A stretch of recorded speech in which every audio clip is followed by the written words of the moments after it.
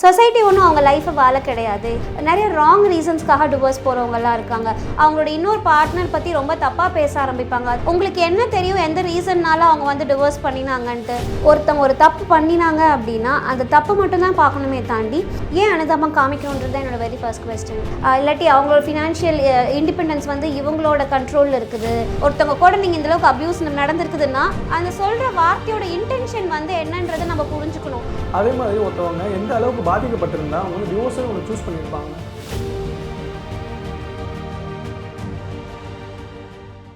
Hi hello வணக்கம் and welcome to News TN Health Guru. நான் உங்கள் முரளி. ஸோ நீங்கள் நம்ம கூட பார்த்தீங்கன்னா கவுன்சிலிங் சைக்காலஜிஸ்ட் ரேவதி மோகன் இருக்காங்க. வாங்க பேசலாம். வணக்கம் மேம். வணக்கம். நிறைய பேருக்கு பார்த்தீங்கன்னா டிவோர்ஸ் ஆனதுக்கப்புறம் லைஃபே முடிஞ்சு போச்சு அவ்வளோதான் அப்படின்னு சொல்லி கேள்விப்பட்டிருப்போம். ஆனால் ஒருத்தவங்களுக்கு டிவோர்ஸ் ஆகிடுச்சு, அதுக்கப்புறம் லைஃப் எப்படி மேம் ஹேண்டில் பண்ணுறது? ஓகே, கிளைண்ட்க்கு சொல்கிற ஒரு விஷயம் என்ன அப்படின்னா, நீங்கள் இந்த ஒரு டெசிஷன் உங்கள் லைஃப்பில் எடுத்திருக்கீங்க. It is not an easy thing. ஒரு சாதாரண விஷயம் வந்து கிடையாது. You need to answerable to the society, you need to answerable to your friends, family members எல்லாத்தையும் தாண்டி நீங்கள் உங்களுக்கு வந்து என்ன விஷயம் சொல்லிக்க போகிறீங்க. இதில் வெரி ஃபர்ஸ்ட் திங் அக்செப்டன்ஸ் தான் ரொம்ப முக்கியம். ஆமாம், இது வந்து நான் என்னோட நல்லதுக்காக நான் அந்த டெசிஷன் எடுத்திருக்கேன், இதுக்கப்புறம் நான் எனக்கு மட்டும்தான் நான் நல்லது பண்ணிக்க போகிறேன் அப்படின்ட்டு. ஒரு சிலர்லாம் வந்து ரொம்ப தப்பான டெசிஷன்ஸ்லாம் எடுப்பாங்க, செல்ஃப் ஹார்ம் பண்ணிக்குவாங்க, இல்லாட்டி சுற்றி இருக்கிறவங்கள எல்லாத்தையும் ப்ளேம் பண்ணுவாங்க. இது எல்லாமே வந்து இருக்கக்கூடாது. You are divorced, not damaged. So உங்களை நீங்கள் பேம்பர் பண்ணிக்கிறதுக்கு என்ன வழியோ அதுதான் நம்ம வந்து பார்க்கணும். ஸோ உங்களோட பார்ட்னர் வந்து அட்ஜஸ்ட்மெண்ட்டுக்கோ நீங்கள் இன்வெஸ்ட் பண்ணுற டைமுக்கோ நீங்கள் அவங்களுக்காக 2 பேர் லைஃப் நல்லபடியாக போகணும்னு நீங்கள் எடுக்கிற எஃபர்ட்டுக்கோ அவங்க வர்த்தே கிடையாது அப்படிங்கும்போது தான் நீங்கள் டிவோர்ஸ் பண்ணுறீங்க அப்படின்னா முன்னாடி நீங்கள் எவ்வளோ தூரம் வேணால் யோசிக்கலாம். இந்த ரிலேஷன்ஷிப் வந்து எப்படி ஒர்க் அவுட் பண்ணலாம், என்ன பண்ணினா மியூச்சுவலாக வந்து ஒரு அண்டர்ஸ்டாண்டிங் இருக்கணும். எல்லாருமே வந்து நம்ம ஜட்ஜ்மெண்ட் ஃபேக்டர்ஸ் தான் ஜாஸ்தி ஃபோக்கஸ் பண்ணுறாங்க. இவங்க இப்படி பண்ணுறாங்க so he is wrong or she is wrong, இவங்க இப்படி பண்ணுறாங்க ஸோ அவங்க வந்து ஒரு நல்ல பர்சனே கிடையாதுன்னு. ஒருத்தவங்க ஒரு தப்பு பண்ணினாங்க அப்படின்னா அந்த தப்பு மட்டும்தான் பார்க்கணுமே தாண்டி அந்த தப்பை எப்படி சரிப்படுத்தலாம் அப்படின்றது தான் பார்க்கணுமேன்றது தாண்டி அந்த பர்சனே ஒரு தப்பான பர்சனாக நம்ம வந்து பார்க்கணுன்றது அவசியம் கிடையாது.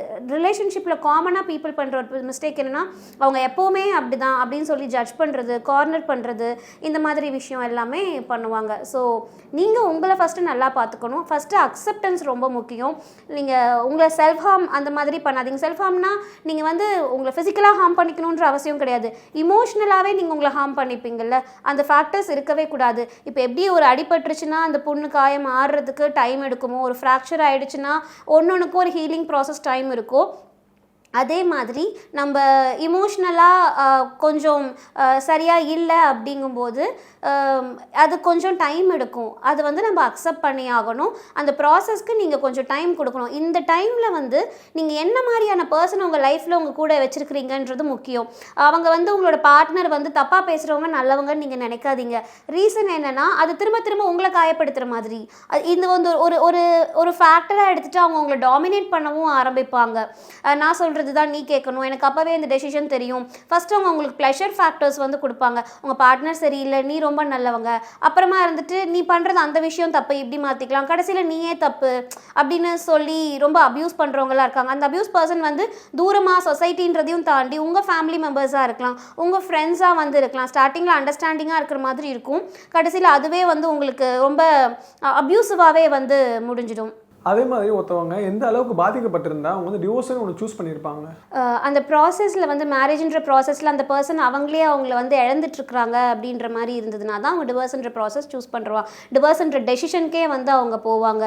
ஃபிசிக்கலாக வந்து அவங்களுக்கு ரொம்ப அப்யூஸ் அதிகமாக இருக்குது, இமோஷ்னலாக ரொம்ப அதிகமாக இருக்குது அப்யூஸ், ஃபினான்ஷியலாக அந்த பர்சன் வந்து ரொம்ப ஹெல்ப் பண்ண மாட்டேங்கிறாங்க, இல்லாட்டி அவங்களோட ஃபினான்ஷியல் இண்டிபெண்டன்ஸ் வந்து இவங்களோட கண்ட்ரோலில் இருக்குது அப்படின்ற மாதிரி இருந்ததுன்னா நிறைய பேர் வந்து இந்த டெசிஷன் வந்து போவாங்க.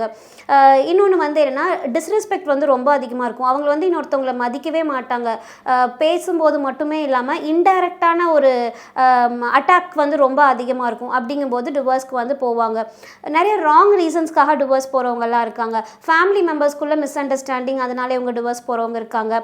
இன்னொன்று வந்து என்ன அப்படின்னா ஈகோ வந்து இருக்கும். ஏதாவது ஒரு சின்ன ஒரு மிஸ் அண்டர்ஸ்டாண்டிங் இருக்கலாம், கம்யூனிகேஷன் வந்து கொஞ்சம் மிஸ்கம்யூனிகேஷனாக இருந்திருக்கலாம்.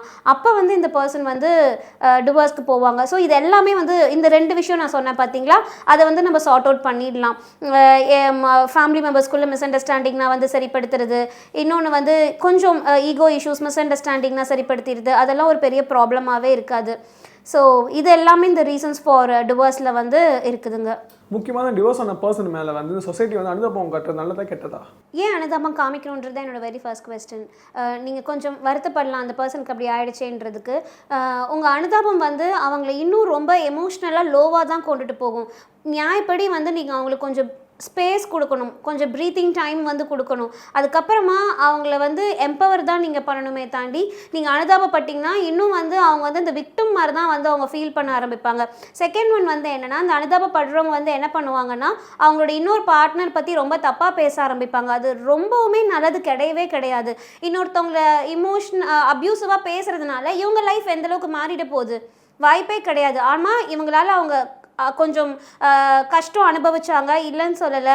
ஆனால் அதை மறக்கிறதுக்கும் அதுக்கப்புறமா புதுசான ஒரு லைஃப்பை ஸ்டார்ட் பண்ணுறதுக்கும் தானே அவங்க அந்த ப்ராசஸ் எடுத்துருக்குறாங்க. இப்போதைக்கு அவங்கள பற்றி தப்பாக பேசும்போது எந்தளவுக்கு இவங்க வந்து முன்னேற முடியும்? அனுதாபம் காட்டுறது நல்ல விஷயம் வந்து கிடையாது. ஃபஸ்ட்டு அவங்கள நியூட்ரல் ஆக்கணும். அதுக்கப்புறமா வந்து அந்த பர்சன் வந்து எம்பவர் பண்ணுறதுக்கு என்னென்ன பாசிபிலிட்டிஸோ நம்ம அதுதான் வந்து பார்க்கணும். ரொம்ப கஷ்டப்படுறவங்க கிட்ட ரொம்ப சொல்கிற தப்பான வார்த்தை, நீ ரொம்ப பாவம்பா, உனக்கு இன்னும் கொஞ்சம் நல்லது நடந்திருக்கலான்னு சினிமா டயலாகெல்லாம் சொல்லுவாங்க. ஆனால் அது அவங்கள இன்னும் அழுக தானே கொண்டுட்டு வரும். நீ கொஞ்சம் டைம் எடுத்துக்கோ, கொஞ்ச நாள் வந்து நம்மளுக்கு இந்த பெயின் இருக்கும், இந்த கஷ்டம் வந்து நமக்கு இருக்கும், ஆனால் நீ சரியாயிடுவ.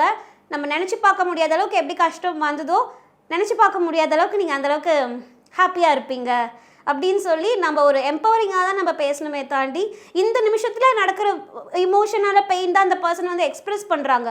இந்த நிமிஷம் நீங்கள் அவங்கள சரிப்படுத்துறதுக்கு தான் பார்க்கணும். நீங்கள் பாஸ்ட்டை பற்றி பேசுகிறதோ, ஃப்யூச்சரை பற்றி உன் லைஃப் என்ன ஆகுன்றது குவெஸ்டின் மார்க்கு திருப்பி அவங்கள கேள்வி கேட்குறதோ சரியான விஷயம் வந்து கிடையாது.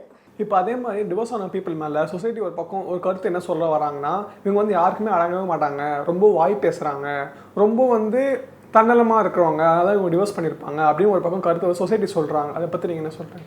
சொசைட்டி ஒன்றும் அவங்க லைஃப்பை வாழ கிடையாது. It is none of your concern.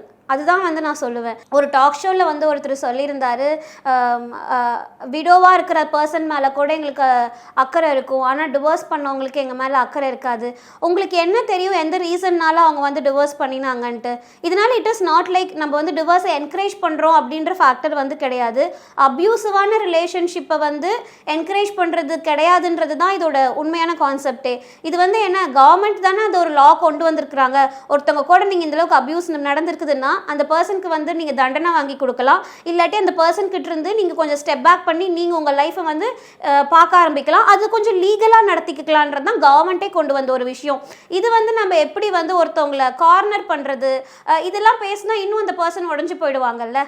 இப்போ ஒருத்தவங்க ஒரு வார்த்தை சொல்கிறாங்க அப்படின்னா அந்த சொல்கிற வார்த்தையோட இன்டென்ஷன் வந்து என்னன்றதை நம்ம புரிஞ்சுக்கணும். அடுத்தவங்க சொல்கிற இப்போ உங்களை அப்ரிஷியேட் பண்ணுறாங்கன்னா என்ன காரணமாக இருக்கும்? நம்ம இன்னும் முன்னேறணும், இல்லாட்டி நம்ம பண்ண ஒர்க்கு கிடைச்ச கிரெடிட் வந்து அவங்கள நம்ம இன்னும் பெட்டராக ஃபீல் பண்ணுறதுக்கு சொல்கிறாங்கன்றது. ஒருத்தவங்க காயப்படுத்துகிற மாதிரி பேசுகிறாங்கன்னா அவங்களோட இன்டென்ஷன் வந்து என்னவா இருக்கும்?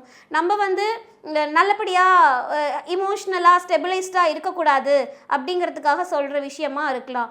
ஸோ யாரையுமே வந்து காயப்படுத்தாதீங்க. You don't know what other person has gone through அப்படிங்கிறது தான். நீங்கள் வந்து எல்லாருமே வந்து என்னை வந்து ஹெல்ப் பண்ணுங்கள், என்னோட பார்ட்னர் என்ன பண்ணாங்க தெரியுமா, என் ஸ்டோரி சொல்லி அது ஒன்றும் பெரிய விஷயம் அதெல்லாம் கிடையவே கிடையாது.